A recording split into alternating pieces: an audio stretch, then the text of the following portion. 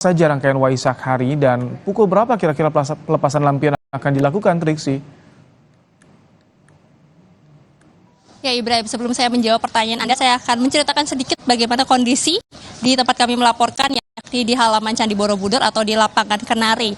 Karena kalau tadi masih kosong, masih ada persiapan, tapi saat ini sudah penuh, sudah dipadati oleh umat Buddha yang juga sudah ikut berjalan tadi dari Candi Mendut sampai dengan ke Candi Borobudur. Mereka sudah bersiap dari tadi, ada yang dari siang bahkan sudah datang untuk bisa mendapatkan posisi terbaik ketika mereka beribadah maupun juga merayakan Waisak, yang juga nanti akan ada prosesi-prosesi ataupun juga rangkaian yang akan dilakukan terlebih dahulu menjelang detik-detik Waisak 2568 Buddhist Era maksud kami. Nah, kalau dari rundown memang rencananya pukul 5 sore waktu Indonesia bagian Barat, yang berarti ini sekitar 35 menit lagi akan dimulai. Prosesinya akan diawali dengan menyalakan menyalakan lilin maksud kami, menyalakan lilin dan juga menyalakan dupa.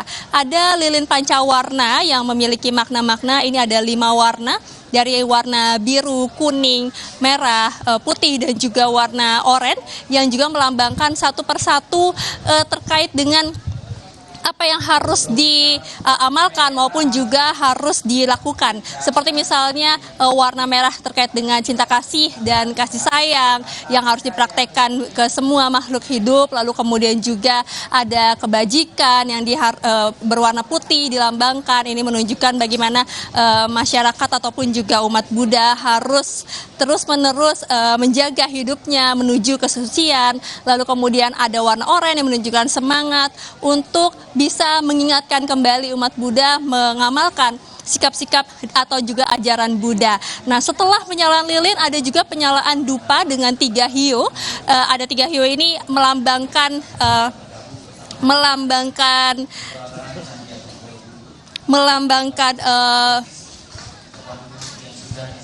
Buddha, Dhamma, dan juga Sangha. Ada filosofinya juga dari dupa sendiri, yakni terkait dengan kebajikan yang terpancar. Kalau kita melihat bagaimana dupa yang terhirup ataupun juga tersapu angin tidak akan padam ataupun mati, ini juga menunjukkan bagaimana kebajikan ini tidak boleh padam sama sekali. Lalu kemudian juga terkait dengan wangian, harum dari dupa yang bisa semerbak ketika tertiup angin. Nah, ini juga yang diharapkan ketika memang kebajikan itu diamalkan.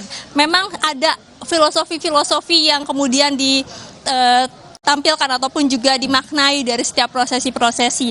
Misalnya selain itu ada juga nanti prosesi mengelilingi Candi Borobudur atau kita disebutnya Pradaksina. Ini sebanyak 3 kali akan mengelilingi searah jarum jam. Itu berarti menunjukkan penghormatan kepada Buddha, Bodhisattva dan juga kepada dewa. Nah, Ibrahim, nanti juga rencananya akan ada sambutan maupun juga tuntunan meditasi. Meditasi ini juga menjadi salah satu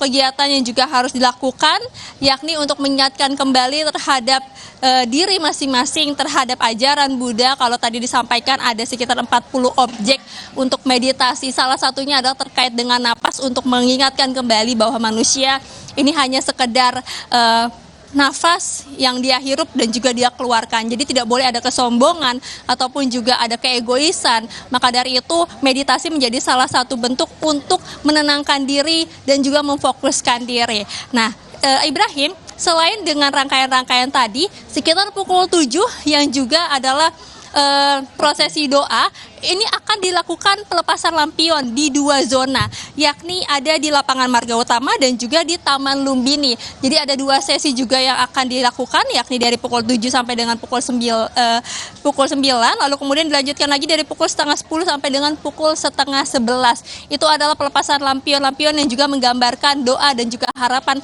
yang dipanjatkan dari umat Buddha maupun juga peserta-peserta yang datang untuk mengikuti perayaan Waisak pada hari ini. Ibrahim. Baik, terima kasih Triksi Valencia untuk laporan Anda langsung dari Candi Borobudur di Magelang, Jawa Tengah.